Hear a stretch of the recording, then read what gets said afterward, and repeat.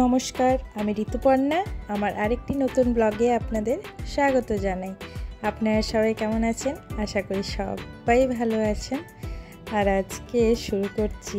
সকলকে হ্যাপি হোলি, শুভ হোলির অনেক শুভেচ্ছা। তো আজকে অনেক দিন পরে আমি ব্লগটা শুরু করছি। কিছু কারণে আমি ব্লগ দিতে পারিনি। যাই হোক, পরে পরে আপনাদেরকে সবটাই বলবো।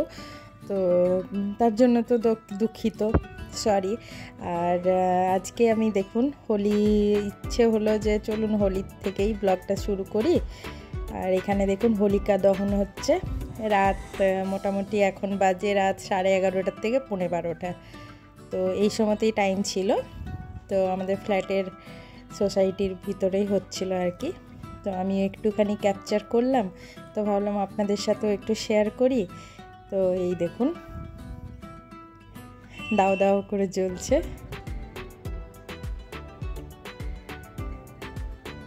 তো এখানে আমি তো দুটো আলু ছিল, আলু নিয়ে গেছিলাম, তো আলু দিয়েছিলাম। অনেকে আলু দেয়, অনেকে বেগুন দেয়, অনেকে নানা রকমের ফ্রুটস দেয়। তো জানি না, সেটা হয়তো অনেকে আছে যারা এটা মানে কিছু। তারপরে আবার দেখছি অনেকে ওখান থেকে আবার কিছু যেগুলো পুড়ে যাচ্ছে সেগুলো তো আবার সেই তুলে নিয়ে, মানে হাতে করে না, হাতায় চাটু দিয়ে তুলে পরে সেগুলো হয়তো কোনো রসম আছে তাদের। তো যাই হোক, সবার আলাদা আলাদা ব্যাপার থাকে। আর এখানে দেখুন প্রসাদও দিচ্ছে। রাতেও এখানে সব আবির খেলাখেলি হচ্ছে, আর আমার মেয়েও খেলেছে। এই সময় রাত 12টা বাজে বলুন। এরপরে তো আবার একটা বাচ্চা এসে দেখলাম একদম পিচকারি দিয়ে মেয়েকে একদম ভিজিয়েই দিল। শেষে এইদিকে হাজব্যান্ড দাঁড়িয়ে আছে আর আমি তো ভিডিও করছি।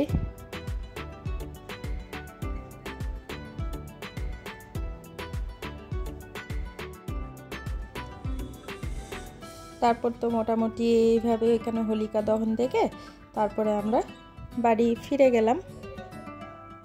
তখন মোটামুটি রাত্রি আমাদের শুতে শুতে মোটামুটি 1:30, মানে 1:30 হয়ে গেছিলো।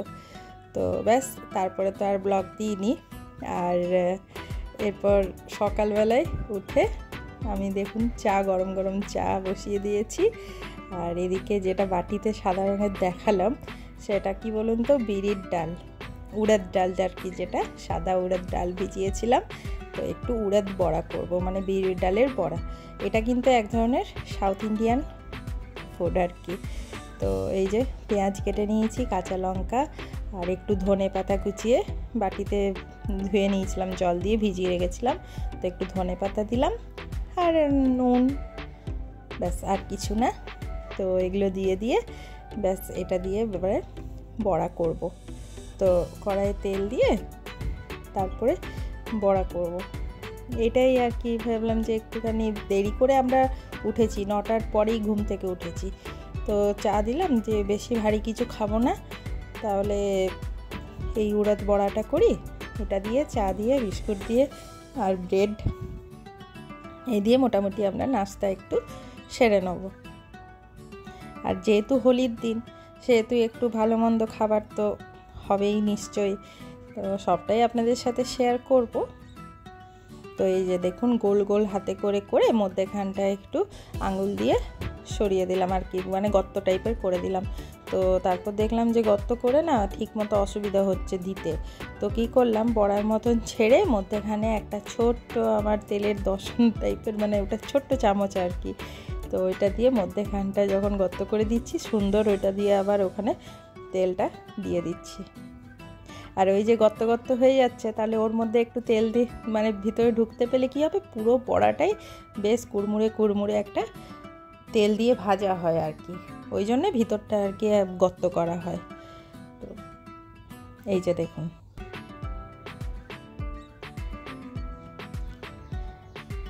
এত ভালো লাগে খেতে। এটা কিন্তু সাউথ ইন্ডিয়ান ডিশ পুরোপুরি, তো ভীষণই ভালো লাগে। এটা আবার ওই নারকেলের চাটনি দিয়েও ভালো হয়। তো আমি তো নারকেলের চাটনি বানাইনি, আমি গরম গরম চা দিয়েই আমরা গরম গরম ভেজে নিয়েছি, তো খাবো।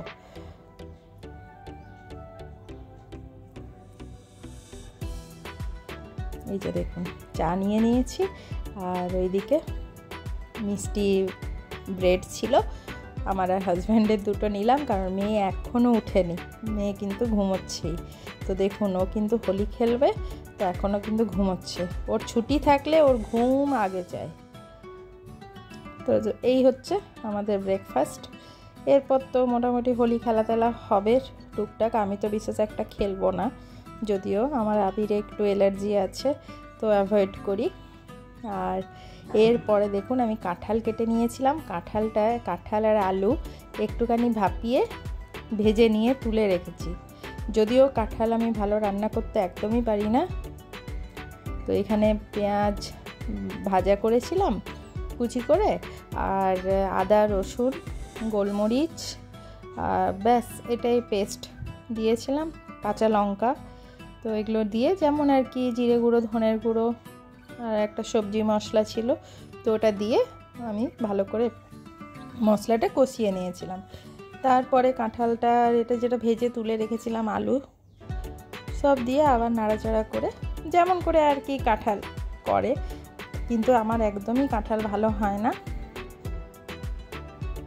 এই যে আলুটা নিচেই ছিল।